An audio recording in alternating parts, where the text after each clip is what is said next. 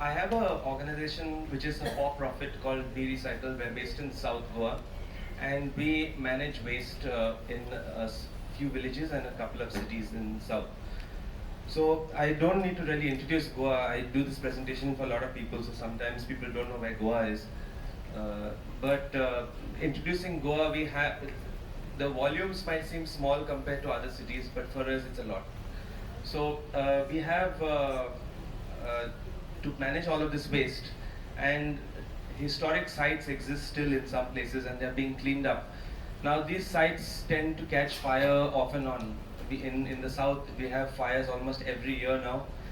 Giving an example of the DNR site that got fire in 2016, practically half of Mumbai was covered in the smoke of this. And then we also have the leachate problem that's affecting all these sites and surrounding areas.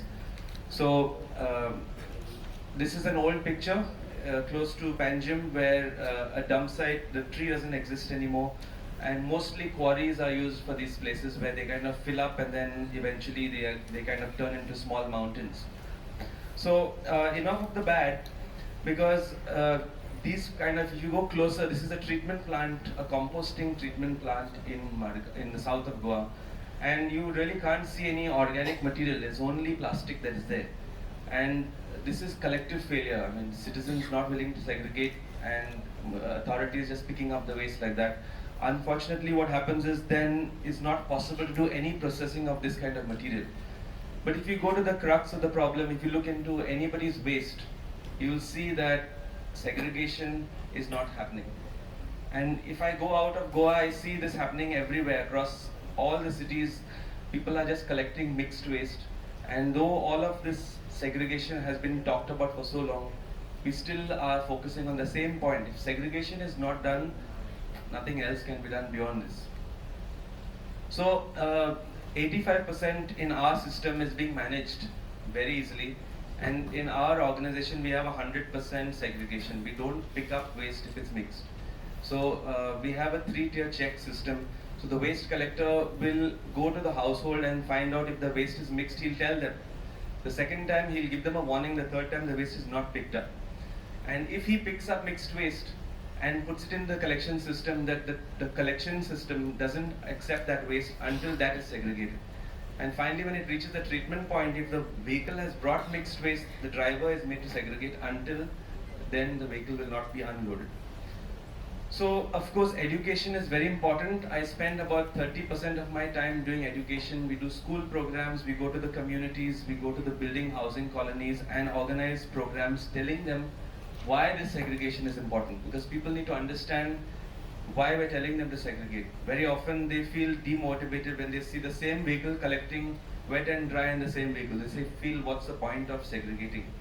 So they need to understand, they need to have information sheets.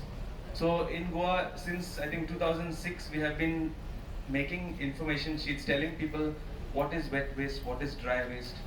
We are giving them a schedule, we are giving them a number or contact person in case collection doesn't happen.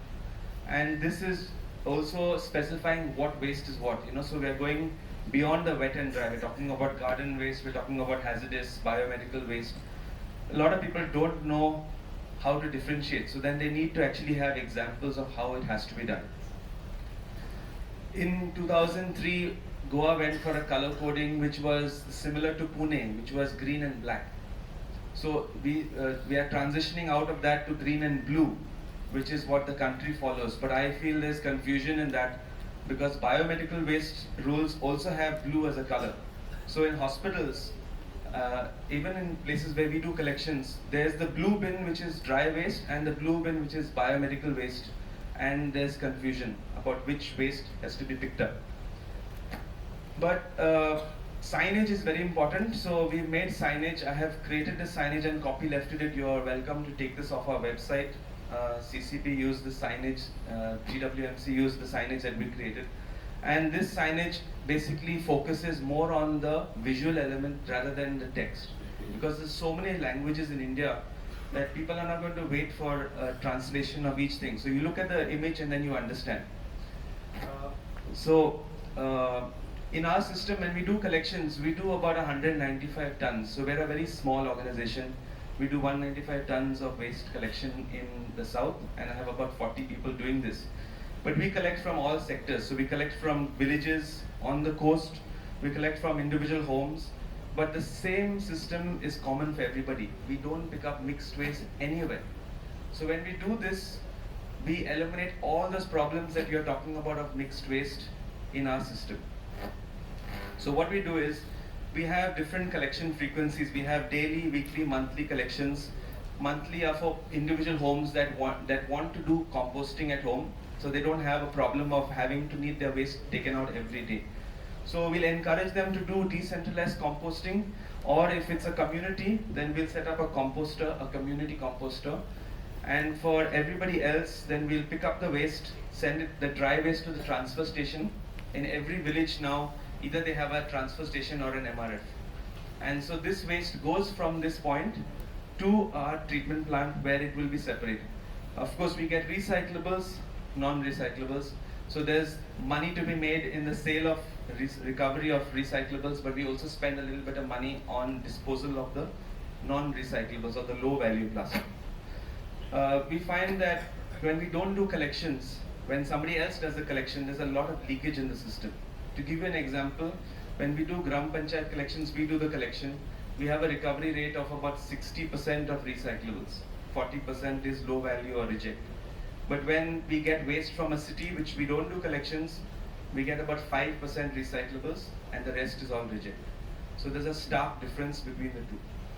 We've also found that in the last few years, we had an 8-bin system of separating at a decentralized level. So at every building level, we have put 8 bins. We have now merged them into 4 to simplify it. And we also have composters in all our collection points. So that avoids transportation cost entirely for the organic component. So I send my collection vehicle to pick up compost 4 times a year, as opposed to sending it every day. Because our staff will take the waste, treat it there itself, and there's a big incentive for it to work properly, because if composters don't work, it will smell and then the local people will be affected. So there's a lot of focus on managing it properly. With regards to dry waste, we do weekly collections. So again, my vehicle is not going every day, it's going once a week. So only 52 times a year. So this also changes the way how people look at waste. They look at it as a resource. So out of those 8 bins, only 1 has got the reject. 7 bins have recyclables. So now some housing societies will sell this waste and use that for some funding internally. The compost also, I was also talking to the CCB corporation. They were saying that there's a waiting list, and same with us. We don't have any compost. All the compost we produce goes out to the residents, and there's sometimes a waiting list for people to receive compost from us. So we started in 1999, and when I said we, it was me and 1 employee, and now we have 40. So we set up with a shipping container. You can't really see it in the picture, it's right in the corner. That was my waste treatment facility. 1 shipping container in 99. And then in 2009, we got into this warehouse. I will attribute all my knowledge to waste pickers. My wife's in the middle, but the rest of them all waste pickers that taught me how to manage waste. And then I taught them how to professionalize it. So in this year, we opened up another MRF and we process about 7,500 kilos of waste every day. This is with about 40 staff, and of this 60% are female, and we're hoping to get to 80-90% female staff. Now that's not an easy task because women always prefer to not take initiative. So we have now encouraged women to operate baling machines. We're also hoping that they start driving vehicles. I've seen Karnataka has, we were in a workshop in Dharwad recently, and I saw lady driver and helper. There were no male staff in Karnataka.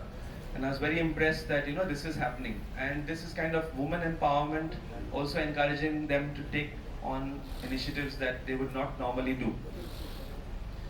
So, how it works is we collect waste in these bags, which you call chalas. They are about 20 to 30 kgs of weight. So very comfortable for a person to carry on their backs. Only dry waste is put into these bags, and then when it comes to a facility, we'll stack them and then empty 1 bag at a time. It takes about 15 minutes for 1 person to sort a bag. and that we can use as a unit of measurement to understand how much waste is being processed. So we do a pre-sort. So before we do any machines, we empty the waste on the shop floor, and then we'll remove non-recyclable, low-value waste aside. We'll remove glass. We'll remove food, any dehydrated. Sometimes we'll get roti or some dehydrated dal or something in the packets which have not been fully emptied. We'll remove that and then send it on for further processing. Now this is a monotonous job, but it is also skilled. Workers need to identify between different types of plastics nowadays. MLP, LVP, there's so many types of plastic that they need to learn. And so we're always kind of having to show them new categories of waste. And the more categories that are there, the slower it takes for them to process this waste. But of course, I told you, women are better sorters than men, and they are very consistent, and we really appreciate that fact that they are able to contribute. So when we use an MRF, what we do is we try and use the space. It's a tiny space, but we're trying to optimize it. So we've built our office below the washrooms.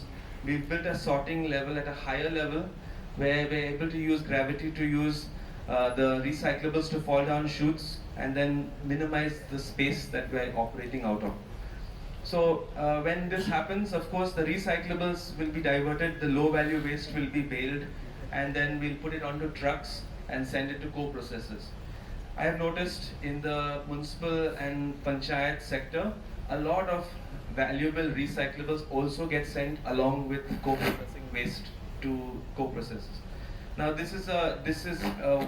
one is kind of creating a complete dependence on co-processing. Tomorrow, if for whatever reason co-processing were to not be an option, a lot of India's waste management systems will start to fail. So we need to remember that the hierarchy puts recycling above co-processing. And a lot of low-value plastics, flexible plastics go into co-processing rather than recycling. Tetra Pak is a good example. Tetra Pak as a brand used to do a lot of collections across India. They don't do that anymore because it all goes for co-processing. Trainings are very, very important. So we have trainings not only for our workers, for waste workers and people that bring waste to us. We keep training them and upskilling them and telling them how they need to improve their lives, why they need to wear gloves.